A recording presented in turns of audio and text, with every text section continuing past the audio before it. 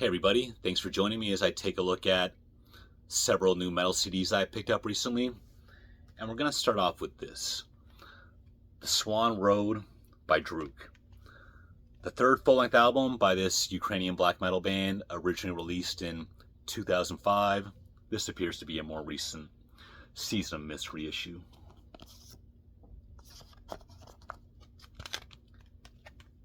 And I agree with many Druk fans when I put this, at least if we're talking the early years, kind of near the bottom of the discography.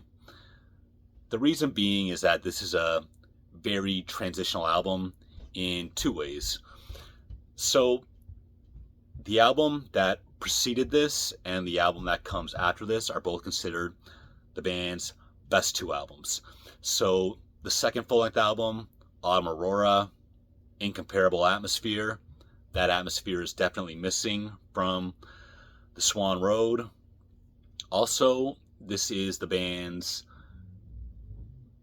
making a big turn towards like Slavic and Eastern sounding music, and that would be put to better use on the next album after that, Blood in Our Wells, which is also considered one of their best albums. And this one is sitting right in between those two and largely forgotten. But even still, I do like this album. Atmospheric black metal, an intro, an outro, 5 longish songs in between. My favorites are probably Blood and The Price of Freedom. And Druk, I do not own all the albums, but over the years I'm kind of finding them for the right price here and there, and it's all coming together pretty nicely. So there's another one. Next up, Dimmu Borgir and their second full-length album, Stormblast. Of course, Dimmu Borgir are one of the most popular black metal bands of all time. This is their second full-length album from '96 before they blew up big. Originally released on Cacophonous Records, although this is a Century Media reissue. I've never been a fan of the band, but just kind of a time and a place. For whatever reason, I'm always very into Norwegian black metal during the summertime. So it was the summertime. I was visiting a store close to my parents' place, a couple hours away, where it was kind of the environment where I first got into black metal, and just seeing this album here, and it has a lot of defenders whose opinions I respect. So I figured it was time to pick up this album. Can't say it made a fan out of me, but it's not bad. To me, a lot of old Satyricon for sure, and then more than anything, Old Emperor stripped of the epicness and the ferocity, I'd say. I actually remember back in probably '97, whenever Enthroned Darkness Triumphant came out, I saw an interview with the band in a magazine, and they were like, yeah, I heard the new Emperor, that would have been Anthems, and I heard the new Enslaved, and it would have been out. And he goes, I think those albums suck, and Dimmu's just looking to push black metal to the next level. And even being like 13 at the time, I was like, well, I don't know about that, guys, but I'd be wrong in terms of, they blew up from there, and they're still a popular band to this day. The keyboards are very well done, and but it's just very nice and pleasant. Like, I like them for what they are, but they do stand out quite a bit on this album. My favorite song is probably number 2, Broader Scapit's Ring.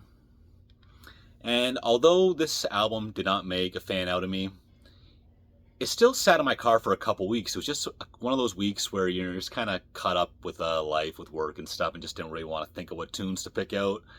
And I really did just keep this in the car on repeat for a couple weeks there, so that says something. Gonna look at some more, a little bit more recent material. This is Savage Master. American heavy metal band, and their fourth full-length album from 2021, Those Who Hunt at Night, released on Shadow Kingdom. I love this disc print. I think that's pretty awesome. But I've heard this whole band's discography, and I should mention that their fifth and most recent album, what's it called? Dark and Dangerous, I think, also released on Shadow Kingdom. I think that album is the best thing they've ever done, giving this one the number 2 place, which is telling me that this is a band that's getting better and better. But what do they sound like? I'd say you got Judas Priest, Iron Maiden, and Merciful Fate. You take all those bands' 80s material, but compact them into short, simple, effective songs. But then you gotta throw in a heavy dose of first 2 album, Motley Crue, and then a little bit of Venom. And overall, it's just a lot of fun. I mean, the first 2 tracks are 2 of the highlights. Hunt at Night, the opener. As soon as you hear that, that first riff and the come on vocal introduction, you know you're in for a good time.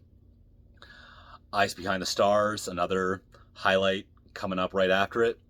But my favorite song here is probably number 4, Spirit of Death, which contains one of my favorite riffs of the last several years, I'd say. Female vocals that are like clean, but not like too professional. There's full of attitude and the metal feeling. I think they hit the nail on the head with that. A lot of male gang, like backing vocals.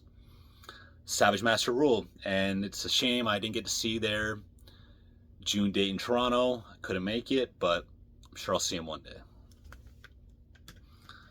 Finally, we have Desolace and their debut album, System Shock, released on Hell's Headbangers.